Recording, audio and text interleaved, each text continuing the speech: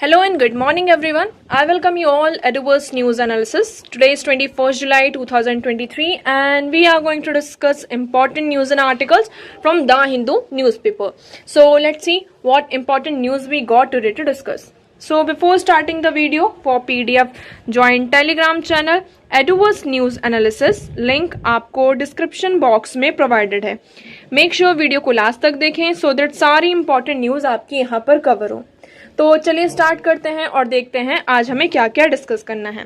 Now first article is Supreme Court deeply disturbed orders center Manipur government to act. Now all we know that कि मणिपुर में एक video सामने आया है और उस वीडियो में आप सभी ने देखा होगा कि टू वुमेन्स को नेकेडली क्या कराया जा रहा है, परेड कराया जा रहा है और उन्हें उनके साथ सेक्सुअली उन्हें असॉल्टेड भी किया गया है. ये वीडियो सामने आता है और इसी के चलते सुप्रीम कोर्ट, इवन जिन लोगों ने भी इस वीडियो को देखा है सभी लोग यहाँ पे बहुत ज्यादा डिस्टर्ब हुए हैं. इवन सुप्रीम कोर्ट ने क्या कहा है, इमीडिएट एक्शन लेने की बात कही है. तो आप देखेंगे using women as an instrument of perpetrating violence is in a charged atmosphere is a simply unacceptable in a constitutional democracy. We direct both the center and the Manipur government to take immediate steps and to appraise the court of the action taken before the next day of listing. तो यहाँ पर supreme court ने immediate action लेने की बात कही है. Even centre government और मणिपुर गवर्नमेंट दोनों को एक्शन लेने की बात कही है. अब सुप्रीम कोर्ट में ये भी कहा गया कि मे बी ये वीडियो आपका रिसेंट वन ना हो, मतलब रिसेंटली कोई यहाँ पर ऐसा इंसिडेंट हुआ हो, रिसेंट ना हो सकता हो, ये आपका पुराना वीडियो भी हो सकता है, बट ये चीज हुई है ना. और एक तरीके से ये क्या कर रहा है, जो हमारा कॉन्स्टिट्यूशनल वायलेंस हो रहा है, ग्रॉस कॉन्स्टिट्यूशनल वायलेंस हो रहा है, जो ह्यूमन राइट्स है उनका वॉल्यूशन यहाँ पर किया जा रहा है. तो आप देखेंगे the court is deeply disturb by the visuals which have appeared in the media since yesterday depicting the perpetrations of sexual assault and violence on women in Manipur. Manipur में किस तरीके से वुमेन्स के साथ यहाँ पे सेक्सुअली उन्हें असॉल्ट किया जा रहा है, वायलेंस उनके साथ कितना ज्यादा हो रहा है ना. तो इसी के चलते सुप्रीम कोर्ट ने ये कहा है कि taking so motto cognizance of sexual assault video, court issue ultimatum to government to bring perpetrators to bring and step aside for it taken action. तो यहाँ पर immediate action लेने की बात कही है. ओके, नेक्स्ट हम मूव करते हैं. अब हम आगे बढ़ने से पहले हम क्वेश्चन देखेंगे.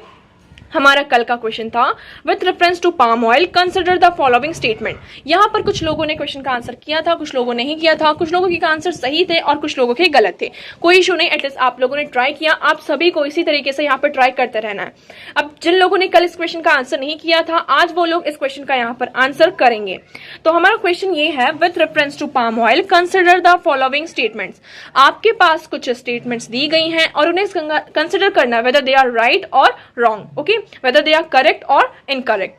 So first statement is saying the palm oil tree is native to Southeast Asia. क्या palm oil tree Southeast Asia का native है? मेनली ये Southeast Asia में पाए जाते हैं.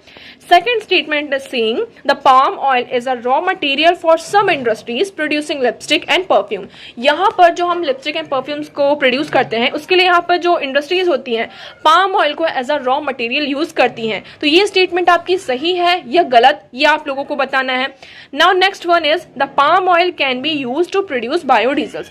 हम पाम ऑयल का यूज किसमें करते हैं, बायोडीजल्स को प्रोड्यूस करने में करते हैं. तो ये स्टेटमेंट आपकी राइट है या रॉन्ग, आप लोगों को बताना है. ओके, सभी लोग पहले कमेंट सेक्शन में इस क्वेश्चन का आंसर करेंगे, उसके बाद आपको इसका आंसर दिया जाएगा.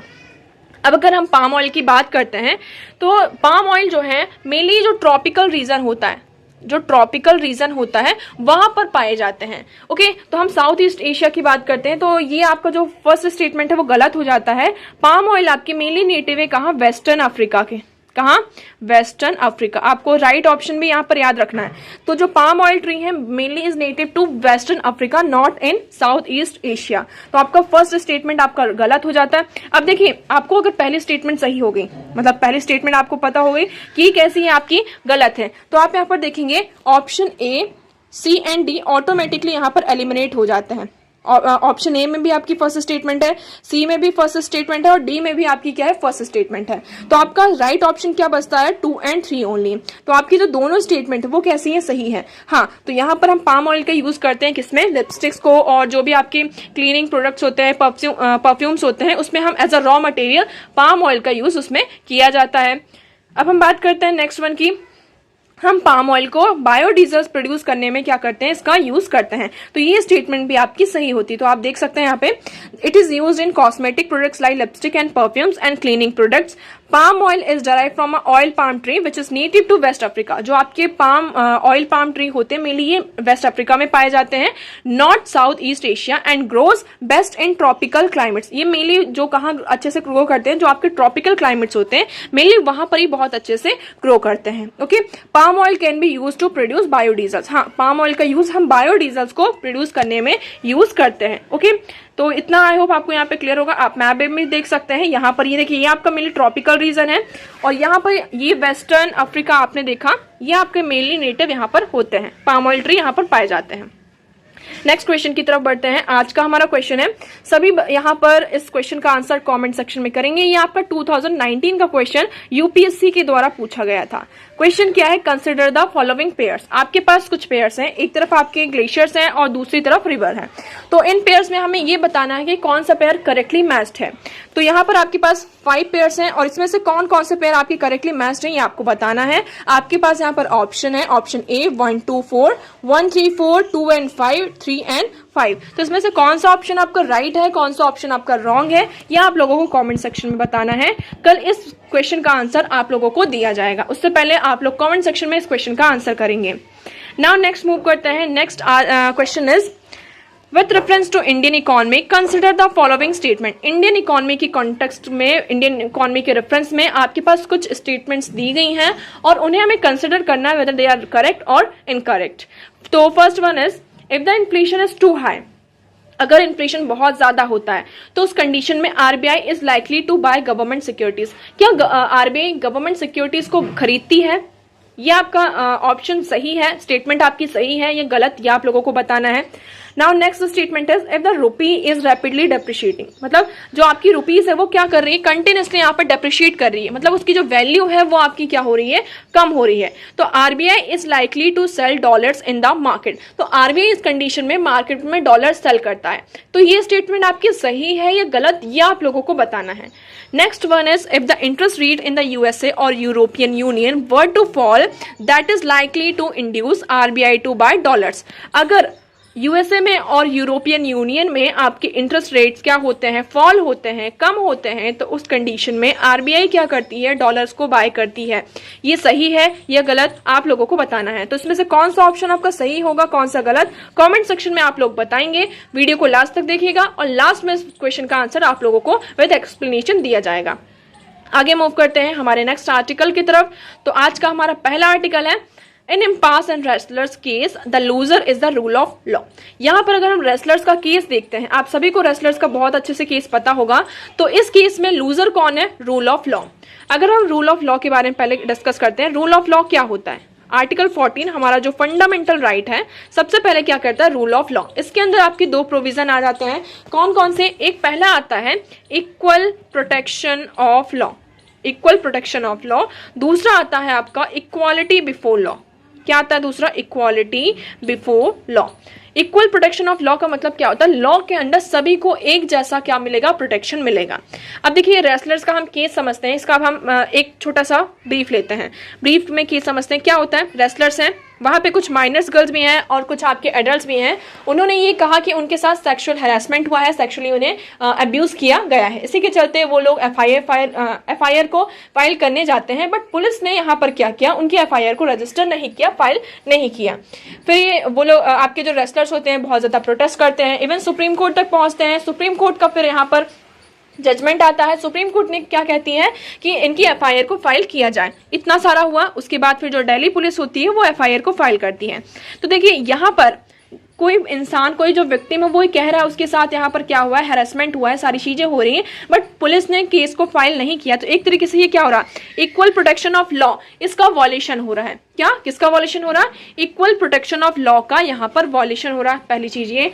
और लॉ के अंदर जो हमारा इक्वालिटी, कानून के अंदर सभी बराबर है, तो इसका भी यहाँ पर क्या हो रहा है, एक तरीके से वॉल्यूशन हो रहा है। तो इसमें इस आर्टिकल में यही कहा है कि हमारा जो रूल ऑफ लॉ है, सबसे बड़ा लूजर कौन है, आपका रूल ऑफ लॉ। यहाँ पर जो इंडिविजुअल पर्सनैलिटी है उसने क्या कर लिया, रूल ऑफ लॉ को एक तरीके से दबा दिया, उसको सरपास कर दिया है।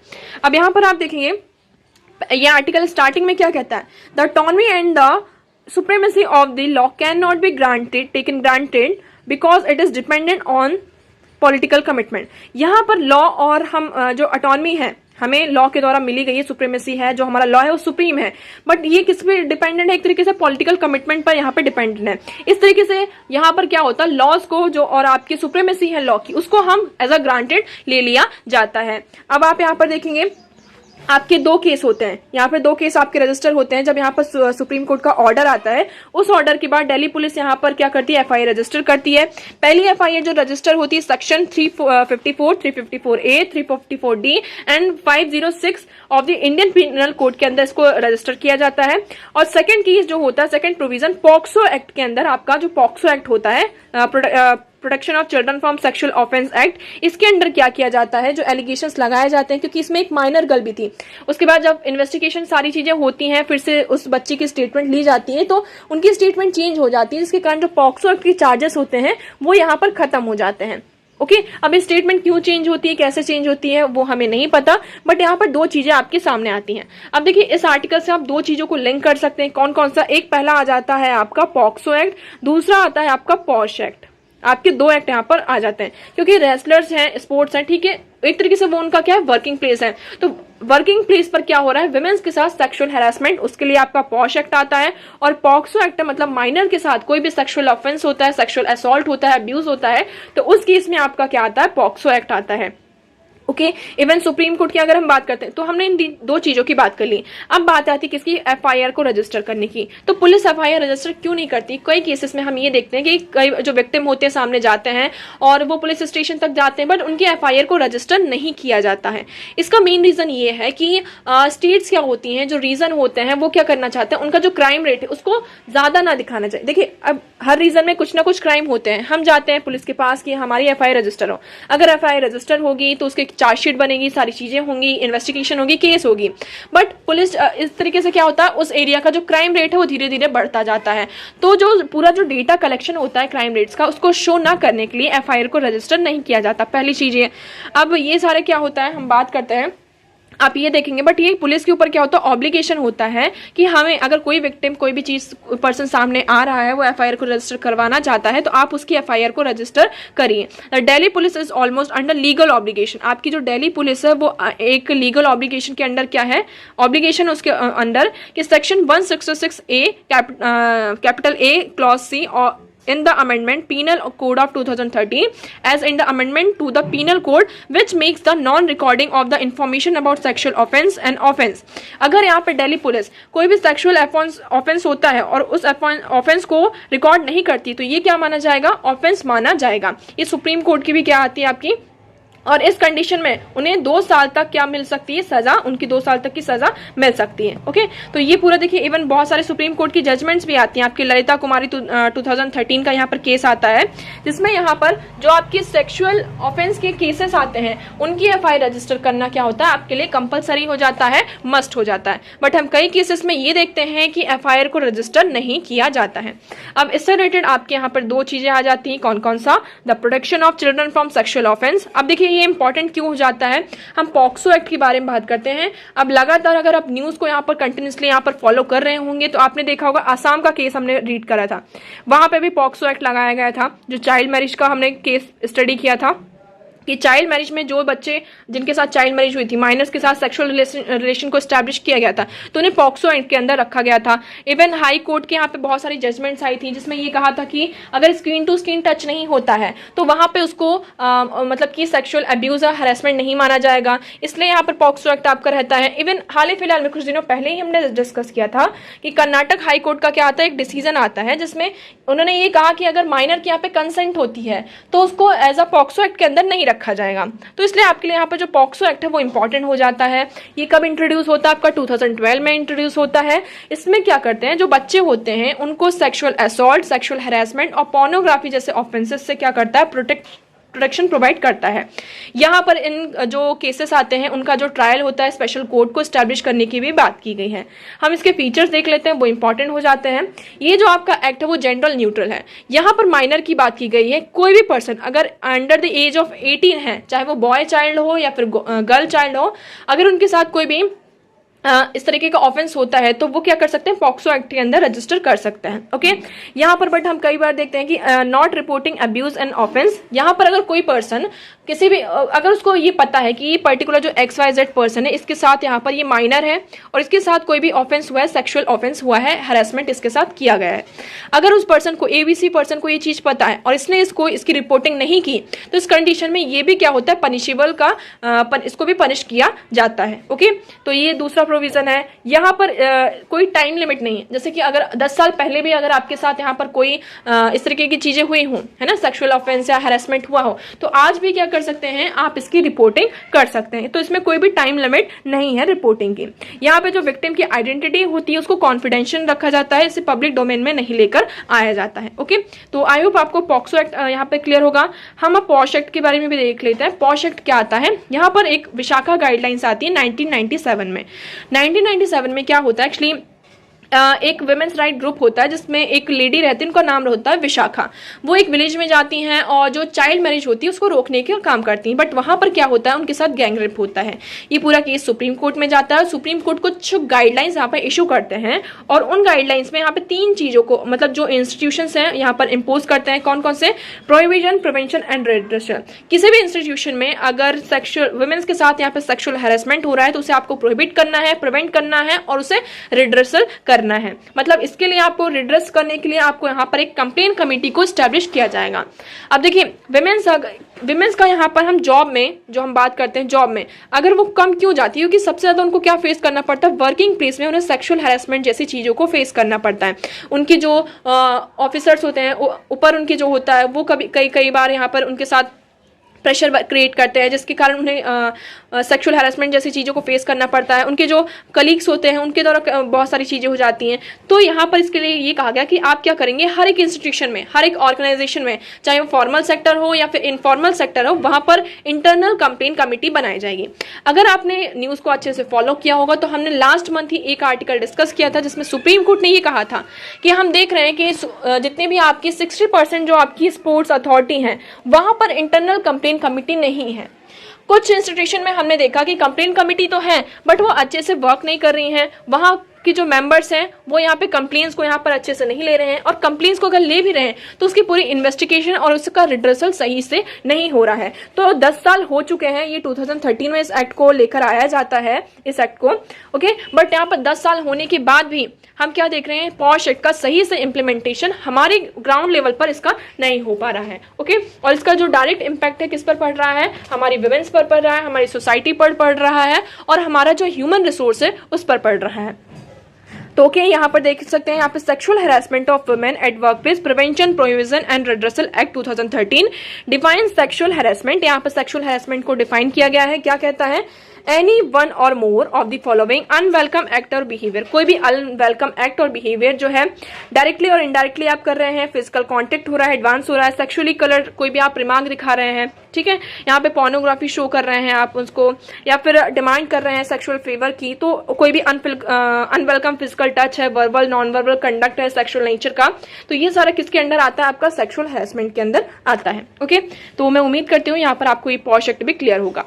अब हम बढ़ते हैं हमारे नेक्स्ट आर्टिकल की तरफ। हमारा नेक्स्ट आर्टिकल है India's data protection law needs refinement.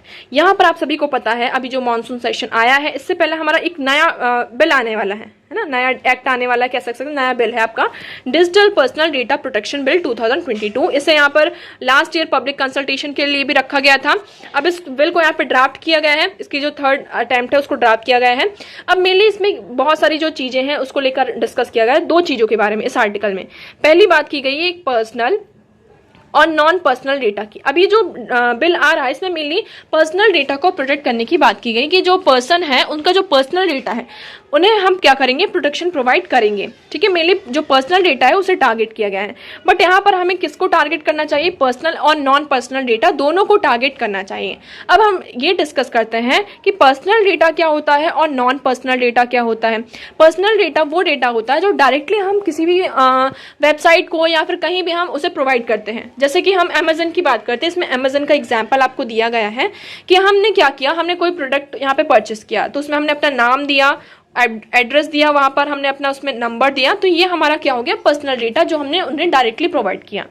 Non personal data क्या होता है, एक तरीके से जो इनडायरेक्टली यहाँ पर होता है, जैसे कि हम किस प्रोडक्ट को विजिट कर रहे हैं, हमने कौन से प्रोडक्ट को अपनी विश लिस्ट में रखा, हम यहाँ पर जो जैसे आपका अमेजन होता है उसमें एक अमेजन टीवी भी होता है ना, हमने आप देखा जैसे कि हम कौन सा शो देख रहे हैं, सारी चीजें, तो उन सारी चीजों को रेगुलेट किया जाता है, उसको देखा जाता है, ऑब्जर्व किया जाता है, और उस बेसिस पर ये कहा जाता है कि हम इम्पर्सनल जो आपका नॉन पर्सनल डेटा है उसे टारगेट करके जो पर्सन का पर्सनल डेटा है उसे भी हम मॉनिटर कर सकते हैं। ओके, और पर्सन का जो पर्सनल डेटा है उसे भी निकाला जा सकता है। इसलिए यहाँ पर ये कहा गया था कि हमें पर्सनल डेटा के साथ साथ नॉन पर्सनल डेटा पर भी फोकस करना चाहिए। पहली चीज ये आ गई। उसके बाद देखिए इसमें नेक्स्ट एग्जांपल ये दिया गया है, जैसे कि हम उबर राइड्स का बहुत ज्यादा यूज करते हैं, तो इंडिविजुअल जैसे कि हम उसकी टाइमिंग को उबर राइड्स पे देख सकते हैं कि कहाँ पर्सन कितने टाइम पर निकला, कैसे निकला।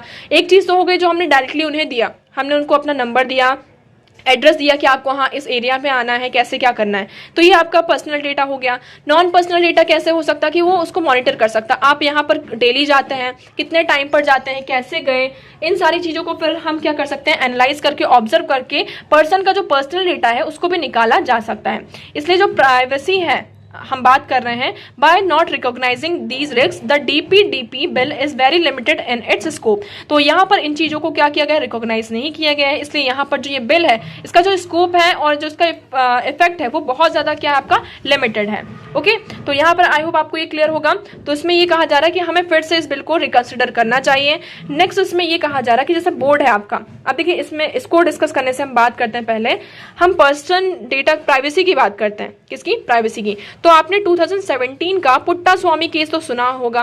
पुट्टा स्वामी केस जो आता है इसके अंदर सुप्रीम कोर्ट क्या कहती है कि राइट टू प्राइवेसी आपका क्या है, फंडामेंटल राइट है। राइट टू प्राइवेसी किसका है, हमारा फंडामेंटल राइट है। अब कई बार अभी हम क्या देख रहे हैं, राइट टू प्राइवेसी और राइट टू इन्फॉर्मेशन एक दूसरे से क्या कर रहे हैं, यहाँ पे कन्फ्लिक्ट में है। कैसे, जैसे कि एक तरफ हम प्राइवेसी की बात कर रहे हैं और दूसरी तरफ हमारा जो राइट टू इन्फॉर्मेशन है उसके तहत हम पर्सन का जो डेटा है किसी भी चीज का है हम उस डेटा की डिमांड कर रहे हैं, इन्फॉर्मेशन की डिमांड कर रहे हैं, तो इनके बीच में हमें कन्फ्लिक्ट देखने को मिल रहा है। अब देखिए ये केस आता है 2017 में, और आपका जो राइट टू प्राइवेसी है उसके अंडर कौन सा आता है, आपका आर्टिकल 21 के अंडर ये आपको दिया जाता है, तो ये भी आपको यहाँ पर याद रखना है। अब यूरोपियन यूनियन का एक पर्सनल डेटा लॉ आता है, data protection law, general data protection regulation. इससे रिलेटेड आपका एक क्वेश्चन भी आया हुआ था कि ये जो पर्टिकुलर रेगुलेशन है वो किस कंट्री का है, तो ये आपका किसका है, यूरोपियन यूनियंस का है। तो came into force in the middle of the 2018 and achieved widespread popularity as arguably the most comprehensive data privacy law in the world। तो यहाँ पर ही बहुत ही ज्यादा most comprehensive data privacy law है वर्ल्ड का, इसलिए इस पर बहुत ज्यादा इस पर डिबेट और डिस्कशन यहाँ पर चल रहा था। ओके, अब इसमें नेक्स्ट बात की ये कही गई है कि जो डेटा प्रोटेक्शन बोर्ड है उनकी जो रीच है बहुत ज्यादा लिमिटेड है ना, जो डेटा प्रोटेक्शन बोर्ड है उसके जो रीच है वो लिमिटेड है। कैसे है, under the bill the board is the authority that is interested with the enforcing the law. The board can only institute a proceedings for education if someone affected makes a complaint to it। यहाँ पर जो board है वो कब यहाँ पे education कर सकता है, जब कोई भी पर्सन यहाँ पर कंप्लेन करेगा या गवर्नमेंट उनसे डिमांड करेगी या फिर कोर्ट उनसे करने के लिए कहेगी, तब यहाँ पे जो बोर्ड होगी वो क्या करेगी, जो मतलब एक तरीके से जो अथॉरिटी है यहाँ पर एक्शन में आएगी। तो इनकी जो रीच है उसको बहुत ज्यादा क्या किया गया है, लिमिटेड किया गया है। तो इसमें देखिए लास्ट में यही कहा गया है कि it is not a novel suggestion that Competition Commission of India, which is responsible for the enforcement of India's antitrust law, has the power to initiate inquiries। यहाँ पर जो मतलब जैसे अगर कोई भी डेटा का ब्रीच होता है तो यहाँ पर बोर्ड को एम्पावर करना चाहिए कि वो इंक्वायरी को क्या कर सके, इनिशिएट कर दे। यहाँ पर ये नहीं देखना चाहिए कि कोई कंप्लेन आकर फाइल करे उसके बाद हम यहाँ पर क्या करें, मतलब कि जो इन्वेस्टिगेशन हो उन्हें इनिशिएट करें, इंक्वायरी को इनिशिएट करें। तो यहाँ पर कुछ गैप्स है इस बिल में। अब देखिए अभी ये बिल है, ये फर्दर अभी एक्ट बनेगा और इसके बाद फिर से इस पर आपका आर्टिकल आएगा, तो उसको हम फर्दर इसका जो डिबेट और डिस्कशन है इस पर, इस बिल पर, इस टॉपिक पर ही आपका चलता ही रहेगा। तो इस आर्टिकल में तो अभी इतना ही था, फर्दर हम देखते हैं सारी चीजें क्या आती हैं। तो मैं उम्मीद करती हूँ ये आर्टिकल आपको यहाँ पर क्लियर होगा। आगे बढ़ते हैं, हमारा नेक्स्ट आर्टिकल है no quick fix. India's private sector must be incentivize to see the value in invention. अब देखिए आपका जो न्यू ड्राफ्ट यहाँ पर आया है, जिसमें अभी जो आपका ऑनगोइंग पार्लियामेंट सेशन है, यहाँ पर नेशनल रिसर्च फाउंडेशन जो बिल 2023 है, इसे रखा गया है सामने। इस बिल में क्या है कि हम न्यू रिसर्च फाउंडेशन जो वेरियस इंस्टीट्यूशंस हैं, ऑर्गेनाइजेशंस हैं, यहाँ पर रिसर्च फाउंडेशन रखेंगे। तो यहाँ पर क्या होगा, उन्हें इंसेंटिवाइज किया जाएगा, जो आपकी जो टेक्नोलॉजी रिसर्च पर ज़्यादा से ज़्यादा फोकस किया जाएगा, और जो प्राइवेट प्लेयर्स हैं उन्हें यहाँ पर इंसेंटिवाइज किया जाएगा कि वो क्या करें, इन्वेंशन की वैल्यू देखें। हम यहाँ पर ये देखते हैं, हम अदर कंट्रीज को देखते हैं, आप यूएस को देखेंगे, चाइना को देखेंगे, हम इजराइल की बात करते हैं, वहां पर जो 70% रिसर्च का जो एक्सपेंडिचर होता है वो कहां से आता है, प्राइवेट सेक्टर से आता है। और इंडिया में ओनली 36% जो इन्वेस्टमेंट होती है ये रिसर्च में, जो प्राइवेट सेक्टर होती है वो इन्वेस्टमेंट यहां पर करती है। अब इंडिया में प्राइवेट सेक्टर में इतना कम क्यों है, मतलब रिसर्च में प्राइवेट सेक्टर इन्वेस्टमेंट क्यों नहीं करती है? इसका मेन रीजन ये है कि जो आपके जो डेवलपमेंट्स होते हैं, है ना, टेक्नोलॉजी होती है, इन्वेंशन होते हैं, इसका फ्यूचर में क्या बेनिफिट होगा, फ्यूचर में इसका क्या बेनिफिट होगा, क्या फायदा होगा, ये उन लोगों को इसके बारे में अवेयरनेस नहीं होती है। इसमें वो सोचते हैं कि बहुत ज्यादा रिस्क है, इन जो यहाँ पे इन्वेंशन हो रही है, टेक्नोलॉजी यहाँ पे डेवलपमेंट किया जा रहा है, तो इसमें वो ये सोचते हैं कि इन्वेंशन तो अभी हुई नहीं, रिसर्च तो अभी हुई नहीं, फर्दर फ्यूचर में क्या होता है, इसमें कुछ हमें रिस्क भी हो सकते हैं। इसलिए जो प्राइवेट सेक्टर है वो क्या करते हैं, इसमें इन्वेस्टमेंट नहीं करते हैं। इसलिए गवर्नमेंट ने ये स्टेप लिया है कि हम क्या करेंगे, जो भी प्राइवेट एंटिटीज हैं, प्राइवेट सेक्टर्स हैं, ऑर्गेनाइजेशंस हैं, उन्हें हम इन्वेंशन की वैल्यू दिखाएंगे और इसके क्या क्या फायदे हैं ये सारी चीज़ों को बताया जाएगा और उन्हें इंसेंटिवाइज किया जाएगा कि ताकि ज़्यादा से ज़्यादा वो क्या कर सकें, प्राइवेट सेक्टर में यहाँ पर इन्वॉल्वमेंट ला सकें। ओके, तो इसके फर्दर हम देखते हैं यहाँ पर क्या होता है। ओके, आगे बढ़ते हैं। हमारी जो नेक्स्ट न्यूज़ है आज की वो है first day of monsoon session अब वॉश आउट। आपका कल से मॉनसून सेशन स्टार्ट हो चुका है। अब सेशन क्या होता है, देखिए यहाँ पर जो सेशन था मेनली कैसा रिमेन रहा, अर्जेंट रहा। Lok Sabha and Rajya Sabha remain urgent of the most of the day as opposition state firm on the demand that prime minister must take a statement during a debate on a ethnic stripes in Manipur in parliament. तो यहाँ पर जो मणिपुर का issue चल रहा है, तो ये डिमांड कर रहे थे कि जो प्राइम मिनिस्टर नरेंद्र मोदी जी हैं वो क्या करें, यहाँ पे कुछ स्टेटमेंट डिमांड करें और इस पर यहाँ पर क्या हो, डिस्कशन हो। अब इस आर्टिकल से आपके लिए दो तीन चीजें निकल कर आती हैं। क्या क्या, पहला आपका आता है रूल नंबर, हम बात करते हैं रूल नंबर 276 की और 267 की। रूल नंबर 267 आता है और 176 आता है। 267 की बात करते हैं। 267 क्या है आपका रूल, इसमें क्या होता है, राज्यसभा का कोई भी एमपी और एमएलए यहाँ पर एक नोटिस इशू कर सकते हैं और उस नोटिस में ये होता है कि मतलब अभी जो छोटे छोटे जो हाउस है उसके जो छोटे बिजनेसेस हैं उन्हें हम क्या करते हैं, थोड़ी देर के लिए सस्पेंड करते हैं और जो अभी ऑनगोइंग कंट्री में यहाँ पर जो इशू फेस कर रहा है उस पर डिबेट और डिस्कशन किया जाए। ओके, इतना आपको क्लियर हुआ। आपका रूल नंबर 276 ये कहता है कि हमें क्या करना चाहिए, जो आपके छोटे छोटे बिजनेसेस हैं, यहाँ पर हम बात करें जो छोटे बिजनेसेस, सॉरी ये 267 है, इसको आप यहाँ, ये 267 है ना कि 276। 267 ये कहता है कि यहाँ पर जो एमपीज होते हैं वो एक नोटिस इशू करते हैं जिसने भी यहाँ पर जो स्मॉल बिजनेसेस अभी लिस्टेड है हाउस में उसको यहाँ पर रोक दिया जाए, उसे सस्पेंड किया जाए और कंट्री में जो इंपॉर्टेंट इशूज हैं अभी जो चल रहे हैं, डायलेमा जो चीजें चल रही हैं उसे यहाँ पर डिस्कस किया जाए, यह होता है। अब यहाँ पर हम बात करते हैं रूल 176 की। रूल 176 यहाँ पर कहता है शॉर्ट ड्यूरेशन डिस्कशन। यहाँ पर टाइम दिया जाता है कि हम जो भी आप इशू करना चाहते हैं अगर बहुत ज्यादा इंपॉर्टेंट है तो हम इस पर एक शॉर्ट ड्यूरेशन देते हैं, थोड़ा सा टाइम देते हैं जिस पर आप डिस्कशन कर सकते हैं।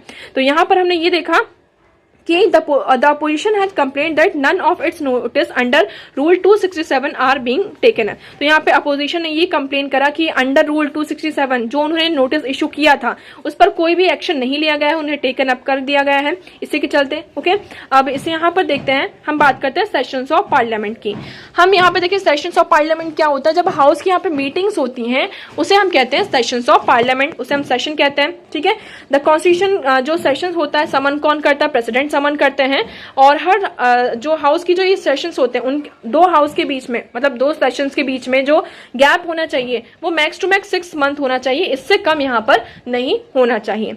अब देखिए समनिंग ऑफ पार्लियामेंट कौन करता है, इसका मतलब समन का मतलब होता है हाउस, जो हाउस के मेंबर्स हैं उन्हें कॉल करना कि आप करिए क्या पार्लियामेंट की मीटिंग, ये कौन करता है, आपके प्रेसिडेंट करते हैं।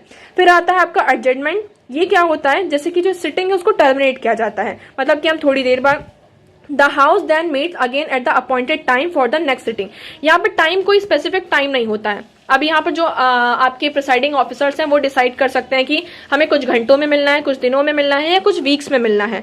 तो ये जो एडजस्टमेंट होता है किसके द्वारा किया जाता है, आपके प्रिसाइडिंग ऑफिसर्स के द्वारा किया जाता है। इस पर कोई भी टाइम लिमिट नहीं होता है। इसमें जो सिटिंग होती है हाउस की उसको टर्मिनेट किया जाता है। नेक्स्ट है if the adjustment is done sitting terminated. यहाँ पर जो सिटिंग है अगर उसको हम टर्मिनेट कर देते हैं उसे हम कहते हैं adjustment sine die. Okay, prorogation की बात करते हैं। प्रोरोगेशन का मतलब होता है एंड ऑफ द सेशन, मतलब सेशन का यहाँ पर क्या हो चुका है, एंड हो गया है। यहाँ पे हाउस डिसॉल्व नहीं हुआ है। एक होता है डिसोल्यूशन, एक होता है एंड होना। तो सेशन मतलब जो भी मीटिंग, जैसे कि आप मानसून सेशन चल रहा है, विंटर सेशन होता है, बजट सेशन होता है, तो अब ये सेशन क्या हो चुका है, खत्म हो चुका है।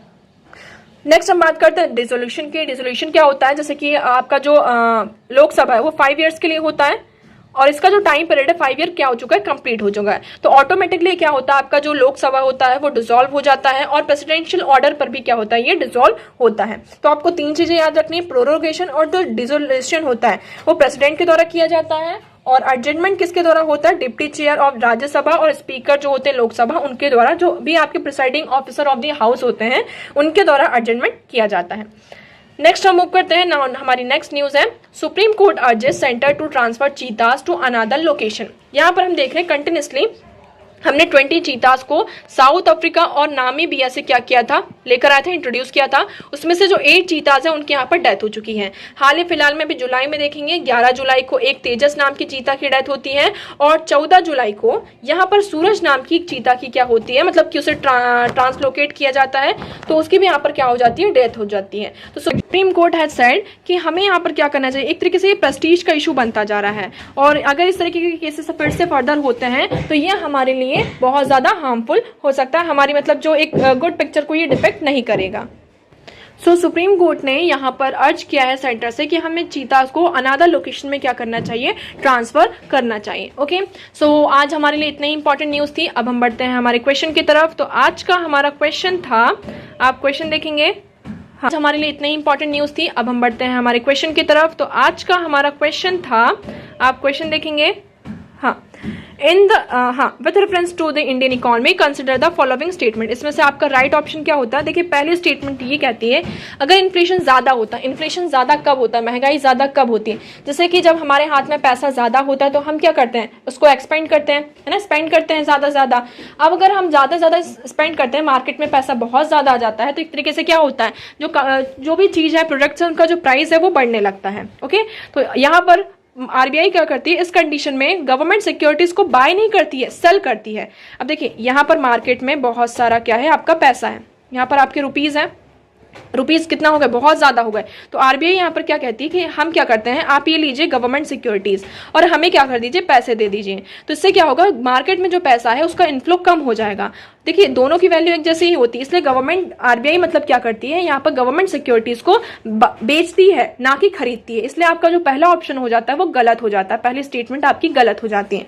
अब आप ऑप्शन देखिए, आपका जो ए ऑप्शन है इसमें पहला स्टेटमेंट है, तीसरे में भी जो आपका सी ऑप्शन है उसमें फर्स्ट स्टेटमेंट है और डी में भी, इसलिए तीनों ऑप्शन आपके यहाँ पर क्या हो जाते हैं, गलत हो जाते हैं। आपके पास बचता क्या है, ऑप्शन बी 2 और 3 ओनली। तो यहाँ पर जो आपका सेकंड और थर्ड ऑप्शन स्टेटमेंट है वो कैसी है, सही है। इसको भी हम डिस्कस कर लेते हैं।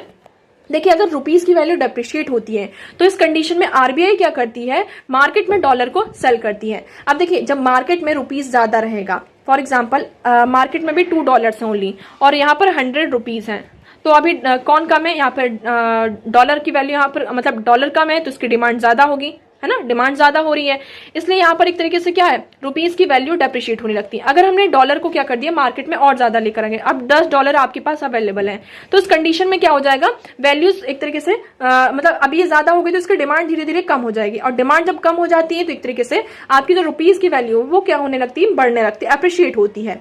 तो यहाँ पर अगर रुपीस की वैल्यू डेप्रिशिएट होती है तो इस कंडीशन में आरबीआई क्या करता है, डॉलर्स को मार्केट में सेल कर सकता है। ओके, इसको आप देखिए फर्स्ट स्टेटमेंट से भी लिंक कर सकते हैं कि जब रुपीस की वैल्यू डेप्रिशिएट होती है, मतलब कि मार्केट में पैसा बहुत ज्यादा, रुपीस बहुत ज्यादा फ्लो हो रहा है, तो उस कंडीशन में यहाँ पर गवर्नमेंट जैसे कि बाय करने की जगह क्या होता है, सेल करती है गवर्नमेंट सिक्योरिटीज को। नेक्स्ट स्टेटमेंट आपकी है, if the interest rate in the USA और यूरोपियन यूनियन वर फॉल, अगर यूएसए और यूरोपियन यूनियन में इंटरेस्ट रेट आपका क्या होता है, कम होता है, तो इस कंडीशन में आरबीआई क्या करती है, डॉलर्स को बाय करती है। अब देखिए जब हम लोन लेने जाते हैं तो क्या देखते हैं, इंटरेस्ट रेट देखते हैं, अगर इंटरेस्ट रेट कम होता है तो हम यहाँ पर लोन लेते हैं, अदरवाइज नहीं लेते हैं। तो इसी तरीके से फिर ये डॉलर्स क्या हो सकते हैं, आपके फ्यूचर में काम आ सकते हैं। तो देखिए जब यहाँ पर आपका यूएसए और यूरोपियन यूनियन में इंटरेस्ट रेट कम होता है तो उस कंडीशन में आरबीआई आपकी क्या करती है, डॉलर्स को बाय करती है। ओके, तो आपका राइट ऑप्शन क्या है, 2 एंड 3 ओनली। तो मैं उम्मीद करती हूँ यहाँ पे सभी के आंसर सही होंगे। सो आज के लिए इतना ही। आई होप आपको सारी चीजें क्लियर होंगी। अगर आपको डाउट है किसी भी चीज से रिलेटेड तो आप कॉमेंट सेक्शन में बता सकते हैं। वीडियो को ऐसा लगा प्लीज कॉमेंट सेक्शन में एक कॉमेंट करके जरूर बताइएगा, और वीडियो को लाइक करना है एंड चैनल को सब्सक्राइब करना है। So that's for all today. Thank you so much for discussion.